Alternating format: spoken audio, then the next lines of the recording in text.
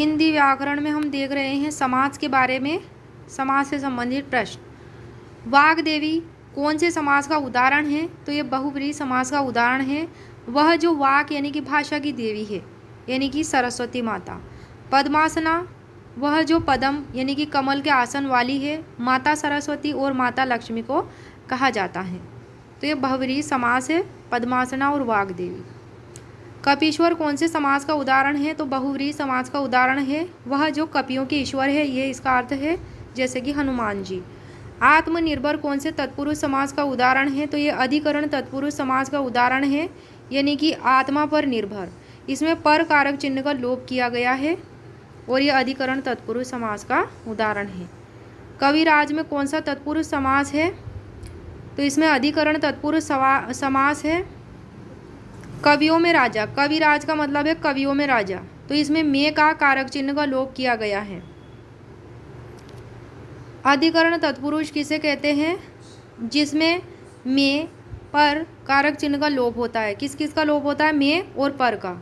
जैसे ध्यान मग्न, ध्यान में मग्न, तो इसमें ध्यान में मग्न में कारक चिन्ह का लोप हो गया। आप बीती, आप पर बीती हुई, इसमें पर कारक चिन्ह का लोप हो गया, तो ये क्या कहलाएगा? अधिकरण तत्पुरुष।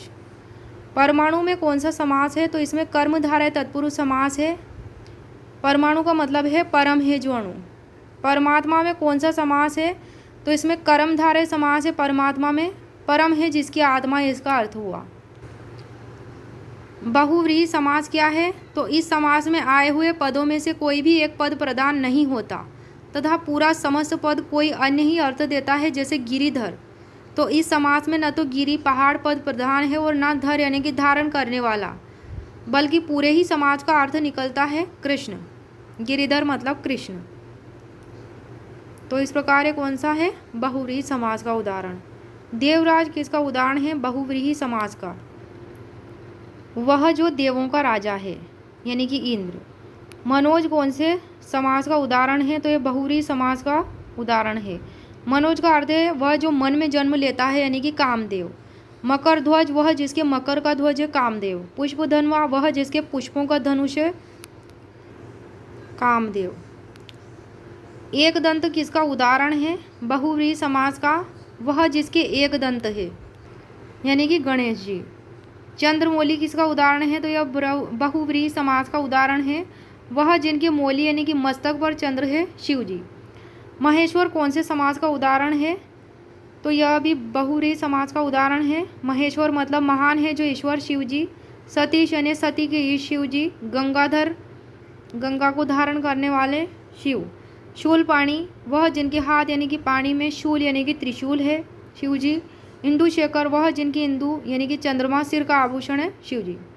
तो यह सब किसके उदाहरण हैं? बहुव्रीहि समास के। अकारण कौन से समास का उदाहरण है? तो यह अव्ययी भाव समास का उदाहरण है। अकारण मतलब बिना कारण के। गगनचुंबी कौन सा तत्पुरुष समास है? तो इसमें कर्म तत्पुरुष समास है। गगनचुंबी मतलब गगन को चूमने वाला। इसमें को के लोभ से बनने वाला कर्म कारक तत्पुरुष समास है।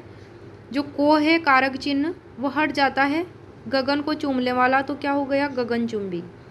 नेक्स्ट है उदाहरण। गगन गुण युक्त में कौन सा तत्पुरुष समास प्रयुक्त हुआ? गुण युक्त में कौन सा तत्पुरुष समास प्रयुक्त हुआ? तो इसमें करण तत्पुरुष प्रयुक्त हुआ। गुण युक्त मतलब गुण से युक्त, तो इसमें से कारक चिन्ह का लोप हो गया। तो ये से कारक चिन्ह जिसमें लगता है वो कौन सा तत्पुरुष समास होता है? करण तत्पुरुष। नेक्स्ट है तुलसी कृत में कौन सा तत्पुरुष समास है? तो इसमें भी करण तत्पुरुष समास है। तुलसी कृत मतलब तुलसीदास द्वारा कृत, इसमें द्वारा कारक चिन्ह का लोप हो गया। देशभक्ति में कौन सा तत्पुरुष समास है? तो इसमें संप्रदान तत्पुरुष समास है। देशभक्ति मतलब देश के लिए भक्ति, तो के लिए कारक चिन्ह का लोप हो गया। तो के लिए किस में आता है? संप्रदान तत्पुरुष में। और द्वारा किस में आता है? करण तत्पुरुष में। से किस में आता है? गुणयुक्त यानी कि करण तत्पुरुष में।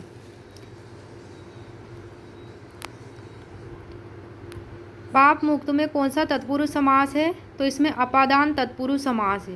पाप मुक्त मतलब पाप से मुक्त। इसमें से जो है कारक चिन्ह का प्रयोग अलग होने के अर्थ में है। तो जो अलग होने के अर्थ में है वो क्या कहलाता है? अपादान तत्पुरुष। राजदूत में कौन सा तत्पुरुष समास है? तो इसमें संबंध तत्पुरुष है। राजदूत यानी राज्य का दूत, तो इसमें संबंध कारक चिन्ह का लोप हो गया का। कौन सा है इसमें कारक चिन्ह? का। तो ये क्या बताता है? संबंध बताता है, इसलिए संबंध तत्पुरुष समास है।